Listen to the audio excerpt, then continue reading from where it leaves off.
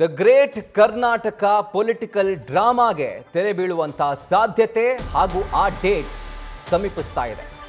Show down ಅಂತ ಹೇಳ್ತಾರಲ್ಲ, ಆ ರೀತಿಯಾಗಿ ಸಿಎಂ ಹಾಗೂ ಡಿಕೆ ಫೈಟ್ ಕ್ಲೈಮ್ಯಾಕ್ಸ್ಗೆ ಈಗ ಮುಹೂರ್ತ ಫಿಕ್ಸ್ ಆಗಿದೆ. ಹಾಗಿದ್ರೆ ಡೇಟ್ ಯಾವುದು? ನವೆಂಬರ್ 15ರಿಂದ 20ರ ಒಳಗೆ ಇವರಿಬ್ಬರ ಭವಿಷ್ಯ ನಿರ್ಧಾರವಾಗ್ತಾ ಇದೆ. ಸಂಪುಟ ವಿಸ್ತರಣೆ ಆಗುತ್ತೋ, ಪುನಾರಚನೆ ಆಗುತ್ತೋ, ಅಥವಾ ಸಿಎಂ ಸ್ಥಾನದ ಬದಲಾವಣೆನೇ ಆಗುತ್ತೋ, ಇದರ ಕುರಿತಾಗಿ ಈ ಡೇಟ್ನಲ್ಲಿ ಅದು ನಿರ್ಧಾರವಾಗ್ತಾ ಇದೆ. ನವೆಂಬರ್ 5ರಂದು ಇದರ ಕುರಿತಾಗಿ ಅಂದರೆ ಈ ವಿಷಯದ ಬಗ್ಗೆ ಚರ್ಚೆ ಮಾಡಲಿಕ್ಕೆ ಸಿಎಂ ಸಿದ್ದರಾಮಯ್ಯ ದೆಹಲಿ ಪ್ರಯಾಣವನ್ನು ಕೈಗೊಂಡಿದ್ದಾರೆ. ಕಪಿಲ್ ಸಿಬ್ಬಲ್ ಅವರ ಕಾರ್ಯಕ್ರಮ ಇದೆ. ಆ ಕಾರ್ಯಕ್ರಮದಲ್ಲಿ ಸಿಎಂ ಸಿದ್ದರಾಮಯ್ಯ ಭಾಗಿಯಾಗ್ತಿದ್ದಾರೆ. ಇದೇ ವೇಳೆಯಲ್ಲಿ ಸಿಎಂ ಸಿದ್ದರಾಮಯ್ಯ ಹೈಕಮಾಂಡ್ ನಾಯಕರನ್ನ ಭೇಟಿ ಆಗ್ತಿದ್ದಾರೆ. ಇದು ಈ ಹೊತ್ತಿನ ದ ಬಿಗ್ ಸ್ಟೋರಿ. ಪೊಲಿಟಿಕಲ್ ಶೋಡೌನ್ಗೆ ಈಗ ತೆರೆ ಬೀಳುವಂತಹ ಸಾಧ್ಯತೆ ದಟ್ಟವಾಗಿದೆ. ಆ ಡೇಟ್ ಕೂಡ ಈಗ ಸಮೀಪಿಸ್ತಾ ಇದೆ. ಸಿಎಂ ಡಿಕೆ ಬಣದ ನಾಯಕರಲ್ಲಿ ಈಗ ರಾಜಕೀಯ ಚಟುವಟಿಕೆ ಗರಿಗೆದ್ರಿದೆ. ಸಿಎಂ ಬದಲಾವಣೆ ಆಗ್ತಾರಾ ಅಥವಾ 5 ವರ್ಷಗಳ ಕಾಲ ಸಿಎಂ ಸಿದ್ದರಾಮಯ್ಯನವರೇ ಕಂಟಿನ್ಯೂ ಆಗ್ತಾರಾ ಅಥವಾ ಮಗದೊಂದು ಕಡೆಯಲ್ಲಿ ಸಂಪುಟ ಪುನಾರಚನೆ ಆಗುತ್ತಾ, ವಿಸ್ತರಣೆ ಆಗುತ್ತಾ, ಅದೆಲ್ಲದರ ಕುರಿತಾಗಿ ನವೆಂಬರ್ 15ರಿಂದ 20ರೊಳಗೆ ಇದೆಲ್ಲವೂ ಕೂಡ ಫೈನಲೈಸ್ ಆಗ್ತಾ ಇದೆ.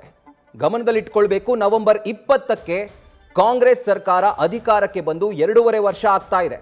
ಎಕ್ಸಾಕ್ಟ್ಲಿ ಅರ್ಧ ಆಯಸ್ಸು ಈ ಸರ್ಕಾರದ್ದು ನವೆಂಬರ್ 20ಕ್ಕೆ ಮುಗಿತಾ ಇದೆ. ಹೀಗಾಗಿ ಅದಾದ ನಂತರ ಮುಂದಿನ ಅವಧಿ, ಮುಂದಿನ 2.5 ವರ್ಷಗಳ ಕಾಲ ಸಿಎಂ ಆಗಿ ಸಿದ್ದರಾಮಯ್ಯನವರೇ ಉಳಿತಾರಾ ಅಥವಾ ಡಿ ಕೆ ಶಿವಕುಮಾರ್ ಹೇಳೋ ರೀತಿ, ಒಪ್ಪಂದದ ರೀತಿ ಅವರಿಗೆ ಆ ಒಂದು ಪದವಿ, ಆ ಒಂದು ಹುದ್ದೆ ಹಸ್ತಾಂತರವಾಗುತ್ತಾ ಅಥವಾ ಇದ್ಯಾವುದೂ ಆಗೋದಿಲ್ಲ, ಇವರೇ ಕಂಟಿನ್ಯೂ ಆಗ್ತಾರೆ, ಪುನಾರಚನೆ ಆಗುತ್ತಾ, ವಿಸ್ತರಣೆ ಆಗುತ್ತಾ, ಅದೆಲ್ಲ ಗೊಂದಲ ಈಗ ಸದ್ಯಕ್ಕೆ ರಾಜಕೀಯದಲ್ಲಷ್ಟೇ ಅಲ್ಲ, ಕಾಂಗ್ರೆಸ್ ಸರ್ಕಾರದಲ್ಲೂ ಕೂಡ ಗೊಂದಲ ಇದೆ. ಯಾರಿಗೂ ಇದ್ರ ಬಗ್ಗೆ ಕ್ಲಾರಿಟಿ ಇಲ್ಲ. ಏನಾಗುತ್ತೆ ಅನ್ನುವಂಥದ್ದು ಎಲ್ರಿಗೂ ಕೂಡ ಈಗ ದೊಡ್ಡ ಪ್ರಶ್ನೆಯಾಗಿ ಕಾಡ್ತಾ ಇರುವಂಥದ್ದು. ಇದಕ್ಕೆ ನವೆಂಬರ್ 15ರಿಂದ 20ರ ಒಳಗೆ ಒಂದು ಸ್ಪಷ್ಟ ಉತ್ತರ ಸಿಗುವಂಥ ಸಾಧ್ಯತೆ ಇದೆ. ನವೆಂಬರ್ 15ರಂದು ಸಿಎಂ ಸಿದ್ದರಾಮಯ್ಯ ದೆಹಲಿಗೆ ತೆರಳುತ್ತಾ ಇದ್ದಾರೆ. ಹೊಸ 12ರಿಂದ 15 ಸಚಿವರ ಪಟ್ಟಿಯೊಂದಿಗೆ ಸಿಎಂ ಪ್ರಯಾಣವನ್ನು ಬೆಳೆಸಿದ್ದಾರೆ.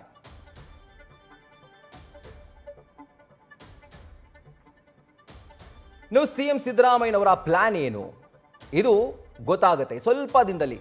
ಬಹುಶಃ ಇನ್ನೊಂದು 20 ದಿನಗಳ ಒಳಗಾಗಿ ಇದಕ್ಕೆ ಒಂದು ಕಂಪ್ಲೀಟ್ ಕ್ಲಾರಿಟಿ ಅಂತೂ ಸಿಗ್ತಾ ಇದೆ. ನವೆಂಬರ್ 15ರಿಂದ 20ರ ಒಳಗೆ ಸಂಪುಟ ವಿಸ್ತರಣೆಗೆ ಗ್ರೀನ್ ಸಿಗ್ನಲ್ ಪಡ್ಕೊಂಡು ಬರಬೇಕು ಅನ್ನುವಂಥದ್ದು ಸಿಎಂ ಸಿದ್ದರಾಮಯ್ಯನವರ ಪ್ಲಾನ್. ಅದರ ಜೊತೆಗೆ ಯಾರನ್ನ ಕೈ ಬಿಡಬೇಕು ಇದನ್ನ ಹೈಕಮಾಂಡ್ನ ಅಂಗಳಕ್ಕೆ ಬಿಟ್ಟಿದ್ದಾರೆ. ಆ ಬಾಲ್ನ ಹೈಕಮಾಂಡ್ ಅಂಗಳಕ್ಕೆ ಎಸೆದಿದ್ದಾರೆ.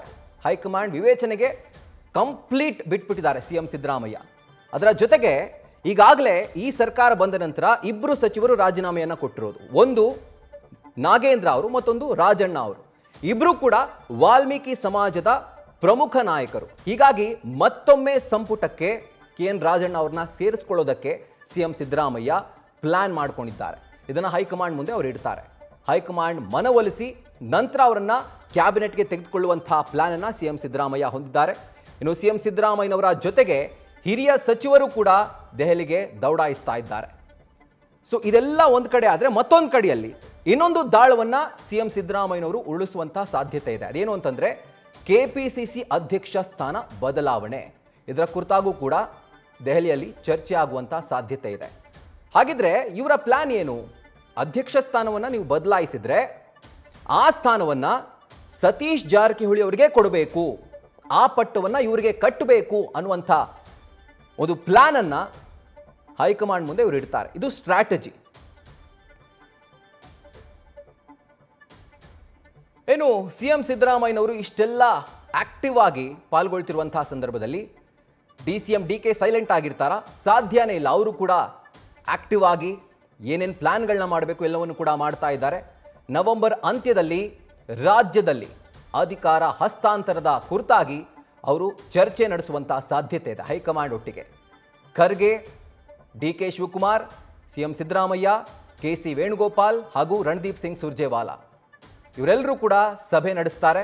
ನವೆಂಬರ್ 15ರ ಬಳಿಕ DK ಶಿವಕುಮಾರ್ ಕೂಡ ಇದಕ್ಕೆ ಸಂಬಂಧಪಟ್ಟಂತೆ ದೆಹಲಿಗೆ ತೆರಳುವಂಥ ಸಾಧ್ಯತೆ ಇದೆ. ಹೀಗಾಗಿ ಈಗಾಗಲೇ ಸಚಿವರು ಶಾಸಕರ ಬೆಂಬಲವನ್ನು DCM DK ಶಿವಕುಮಾರ್ ಕೇಳ್ತಾ ಇದ್ದಾರೆ. ಅಕಸ್ಮಾತ್ ಏನಾದರೂ ಹೈಕಮಾಂಡ್ ಮನ್ಸು ಮಾಡಿದ್ರೆ, ದೊಡ್ಡ ಮನ್ಸು ಮಾಡಿ ಆಯಿತು ಶಿವಕುಮಾರ್ ಅವರೇ ನೀವೇ CM ಆಗಿ ಅಂತ ಹೇಳಿದ್ರೆ, ಇಲ್ಲಿ ಶಾಸಕರ ಬೆಂಬಲ ಬೇಕಲ್ಲ, ಸಚಿವರ ಬೆಂಬಲ ಬೇಕಲ್ಲ. CM ಸಿದ್ದರಾಮಯ್ಯನವರು ಆಗಲೇ ಹೇಳಿದ ಹಾಗೆ ಹೆಚ್ಚಿನ ಶಾಸಕರ ಬೆಂಬಲವನ್ನು ಅವರೇ ಉಳಿಸ್ಕೊಂಡಿದ್ದಾರೆ, ಅವರ ಹತ್ರನೇ ಇರೋದು.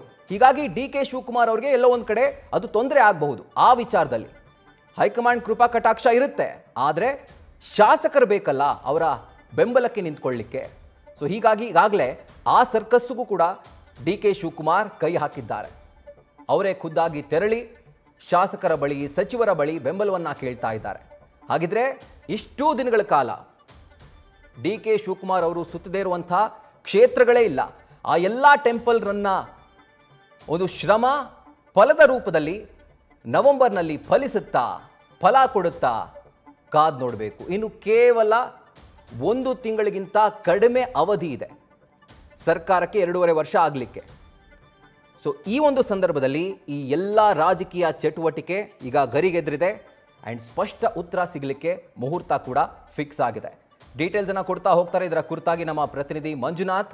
ಹಾಗಿದ್ರೆ ನವೆಂಬರ್ 15ರಿಂದ 20 ಅಂತ ಏನು ಒಂದು ಟೈಮ್ ಫಿಕ್ಸ್ ಆಗಿದೆ, ಆ ಫಿಕ್ಸ್ನಲ್ಲಿ ಈ ಎಲ್ಲ ಗೊಂದಲಗಳಿಗೆ, ದ ಗ್ರೇಟ್ ಕರ್ನಾಟಕ ಪೊಲಿಟಿಕಲ್ ಡ್ರಾಮಾಗೆ ಒಂದು ತೆರೆ ಬೀಳುತ್ತಾ ಅಂತ ಹೇಳಿ.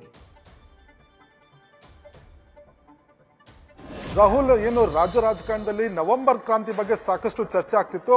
ಈ ಒಂದು ನವೆಂಬರ್ ಕ್ರಾಂತಿಗೆ ಈಗ ಕ್ಲೈಮ್ಯಾಕ್ಸ್ ಹಂತಕ್ಕೆ ಬಂದಿರುವಂತದ್ದು.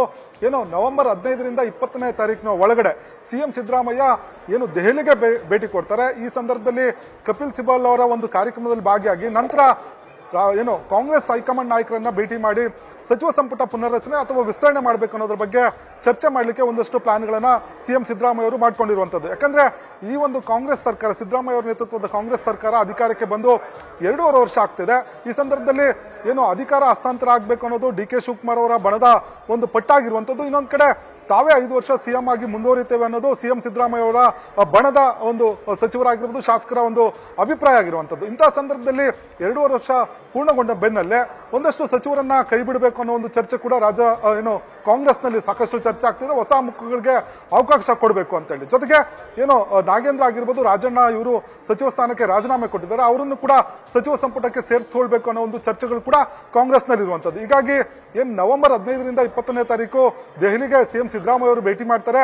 ಆ ಸಂದರ್ಭದಲ್ಲಿ AICC ನಾಯಕರನ್ನು ಕೂಡ ಭೇಟಿ ಮಾಡಿ ಸಚಿವ ಸಂಪುಟದ ವಿಸ್ತರಣೆ ಅಥವಾ ಪುನರ್ರಚನೆ ಬಗ್ಗೆ ಚರ್ಚೆ ಮಾಡ್ತಾರೆ. ಜೊತೆಗೆ ಏನು ತಾವೇ CM ಆಗಿ ಮುಂದುವರಿತಾನೆ ಈಗಾಗಲೇ ಹೇಳಿದ್ರು ಕೂಡ ಹೈಕಮಾಂಡ್ ಕೂಡ ಏನು ಹೇಳ್ತಾರೆ, ಏನೋ ಹೈಕಮಾಂಡ್ ಆದೇಶವೇ ಅಂತಿಮ ಅನ್ನೋ ಮಾತನ್ನು ಕೂಡ ಸಿದ್ದರಾಮಯ್ಯ ಅವರು ಹೇಳಿರುವಂತದ್ದು. ಹೀಗಾಗಿ ಏನು ರಾಜಣ್ಣ ಅವರನ್ನ ಸೇರ್ಪಡೆಗೂ ಕೂಡ ಚರ್ಚೆ ನಡೆಸಿ ಇಲ್ಲಿ ಸಚಿವ ಸಂಪುಟ ವಿಸ್ತರಣೆ ಮಾಡಬೇಕು ಅಥವಾ ಪುನರ್ರಚನೆ ಮಾಡಬೇಕು, ಅದನ್ನ ನೀವೇ ಹೇಳಿ ಅನ್ನೋ ಮಾತನ್ನ ಹೇಳುವಂತದ್ದು. ಜೊತೆಗೆ ಯಾರನ್ನ ಸಚಿವ ಸಂಪುಟದಿಂದ ಕೈ ಬಿಡಬೇಕು ಅನ್ನೋ ಒಂದು ಪಟ್ಟಿಯನ್ನು ಕೂಡ ಹೈಕಮಾಂಡ್ ನಾಯಕರಿಗೆ ಕೊಡಲಿದ್ದಾರೆ. ಸುಮಾರು 12ರಿಂದ 15 ಸಚಿವರ ಒಂದು ಪಟ್ಟಿಯನ್ನು ಕೂಡ ಈಗಾಗಲೇ CM ಸಿದ್ದರಾಮಯ್ಯ ಅವರು ಡಿನ್ನರ್ ಪಾರ್ಟಿಯಲ್ಲಿ ಚರ್ಚೆ ನಡೆಸಿ ಸಚಿವರ ಜೊತೆ ಒಂದು ಪಟ್ಟಿಯನ್ನು ಕೂಡ ಮಾಡ್ಕೊಂಡಿದ್ರೆ ಅದನ್ನ ಹೈಕಮಾಂಡ್ ಮುಂದೆ ಇಡೋದಕ್ಕೆ ತೀರ್ಮಾನವನ್ನು ತೆಗೆದುಕೊಂಡಿರುವಂತದ್ದು. ಇನ್ನೊಂದು ಕಡೆ DK ಶಿವಕುಮಾರ್ ಅವರ ಬಣವು ಕೂಡ ಏನು ಸಿದ್ದರಾಮಯ್ಯ ಅವರ ಪ್ಲಾನ್ಗಳಿಗೆ ಒಂದಷ್ಟು ರೀಪ್ಲಾನ್ಗಳನ್ನು ಕೂಡ ಅಂದ್ರೆ ಏನೋ DK ಶಿವಕುಮಾರ್ ಬಣವು ಕೂಡ ಮಾಡ್ಕೊಂಡಿರುವಂತದ್ದು. DK ಶಿವಕುಮಾರ್ ಅವರು 15ರ ನಂತರ ನೇರವಾಗಿ ಅಂದ್ರೆ ಕಾಂಗ್ರೆಸ್ ಹೈಕಮಾಂಡ್ ಕೃಪಾ ಕಟಾಕ್ಷ DCM DK ಶಿವಕುಮಾರ್ ಅವ್ರ ಮೇಲೆ ಇದೆ ಅಂತಾನೆ ಇಟ್ಕೊಳ್ಳೋಣ. ಆದ್ರೆ ಒಂದ್ ಕಡೆ ಹೈಕಮಾಂಡ್ ಕೃಪಾ ಕಟಾಕ್ಷ ಇದ್ರೆ ಮಾತ್ರ CM ಆಗ್ಲಿಕ್ಕೆ ಸಾಧ್ಯ ಇಲ್ಲ. ಯಾಕಂದ್ರೆ ಕಾಂಗ್ರೆಸ್ನ ಅನೇಕ ನಾಯಕರು ಹೇಳಿರುವಂತಹ ಮಾತಿದು. ಈ ಕಡೆ ಶಾಸಕರ ಬೆಂಬಲ ಕೂಡ ಬೇಕು. DCM DK ಶಿವಕುಮಾರ್ಗೆ ಎಲ್ಲೋ ಒಂದ್ ಕಡೆ ಆ ಪೊಲಿಟಿಕಲ್ ಪವರ್ ಟ್ರಾನ್ಸಿಷನ್ ಸಂದರ್ಭದಲ್ಲಿ ಆ ಬೆಂಬಲ ಸಿಗುತ್ತಾ ಅಂತ ಹೇಳಿ. ಖಂಡಿತ ರಾಹುಲ್, ಏನಂದ್ರೆ ಈ ಒಂದು CM ಸ್ಥಾನದಲ್ಲಿ ಅಂದ್ರೆ ಕೂರ್ಬೇಕಾದ್ರೆ ಶಾಸಕರ ಅಭಿಪ್ರಾಯ ಬಹಳ ಮುಖ್ಯ. ಯಾಕಂದ್ರೆ ಕಾಂಗ್ರೆಸ್ನಲ್ಲಿ ಒಂದು ಸಂಸ್ಕೃತಿ ಇದೆ, ಶಾಸಕರ ಅಭಿಪ್ರಾಯವನ್ನ ಸಂಗ್ರಹ ಮಾಡಬೇಕು. ಆ ಶಾಸಕರು ಯಾರನ್ನ ಹೆಚ್ಚಿನ ಸಂಖ್ಯೆಯಲ್ಲಿ ಶಾಸಕರು ಯಾರಿಗೆ ಬೆಂಬಲವನ್ನು ಕೊಡ್ತಾರೆ ಅವರನ್ನ CM ಆಗಿ ಕೂರಿಸುವಂತಹ ಪದ್ಧತಿ ಕಾಂಗ್ರೆಸ್ನಲ್ಲಿದೆ. ಹಾಗಾಗಿ ಹಿಂದೆ ಕೂಡ ಸಿದ್ದರಾಮಯ್ಯ ಅವರನ್ನ ಏನು CM ಆಗಿ ಆಯ್ಕೆ ಮಾಡಬೇಕು ಸಂದರ್ಭದಲ್ಲೂ ಕೂಡ ಕಾಂಗ್ರೆಸ್ ಶಾಸಕಾಂಗ ಪಕ್ಷದ ಒಂದು ಸಭೆಯನ್ನು ಕರೆಯಲಾಗಿತ್ತು.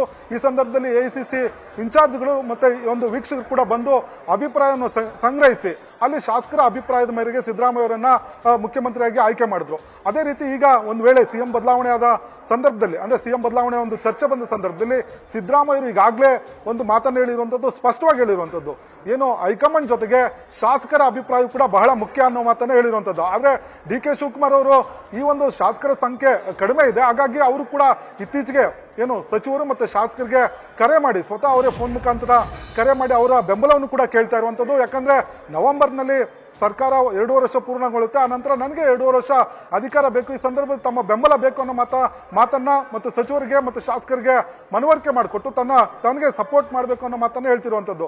ಒಂದ್ ವೇಳೆ ಹೈಕಮಾಂಡ್ ಸಿಎಂ ಬದಲಾವಣೆ ಮಾತನ್ನ ಅಥವಾ ತೀರ್ಮಾನವನ್ನು ತೆಗೆದುಕೊಂಡಿದ್ದೆ ಆದ್ರೆ ಆ ಸಂದರ್ಭದಲ್ಲಿ ರಾಜ್ಯಕ್ಕೆ ವೀಕ್ಷಕರನ್ನ ಕಳಿಸುತ್ತೆ. ಆ ಸಂದರ್ಭದಲ್ಲಿ ಶಾಸಕರ ಬಲ ಬಹಳ ಮುಖ್ಯ ಅನ್ನೋದು ಸಿದ್ದರಾಮಯ್ಯ ಅವ್ರಿಗೂ ಗೊತ್ತು, ಮತ್ತೆ ಡಿ ಕೆ ಶಿವಕುಮಾರ್ ಗೊತ್ತು, ಜೊತೆಗೆ ಎಐಸಿಸಿ ನಾಯಕರಿಗೂ ಗೊತ್ತಿರುವಂತದ್ದು. ಹಾಗಾಗಿ ಈ ಒಂದು ತೀರ್ಮಾನವನ್ನ ಎಐಸಿಸಿ ಯಾವ ರೀತಿ ನಿರ್ವಹಿಸುತ್ತೆ ಅನ್ನೋದು ಸಾಕಷ್ಟು ಕುತೂಹಲ ಕೇಳಿಸಿರುವಂತದ್ದು. Rahul. Right Manjunath, thank you ಡೀಟೇಲ್ಸ್ಗೆ. ನ್ಯೂಸ್ ಫಸ್ಟ್ ನಿರ್ಭೀತಿಯಿಂದ ನಿಮ್ಮ ಪರವಾಗಿ.